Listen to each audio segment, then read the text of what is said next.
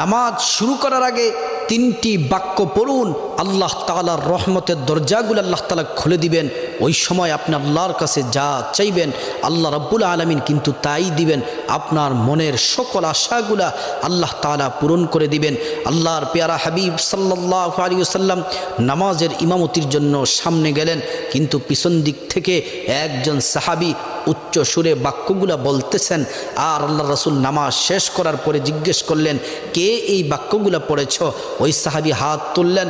আল্লাহ রাসূল বললেন, তুমি এই দোয়া পড়ার সাথে সাথে আল্লাহ তাআলা রহমতের দরজাগুলা খুলে দিলেন। তুমি ওই সময় যা চাইবা দোয়াগুলা পড়ে আল্লাহ তাআলা তাই দিবেন, সকল আশাগুলো আল্লাহ তাআলা পূরণ করবেন।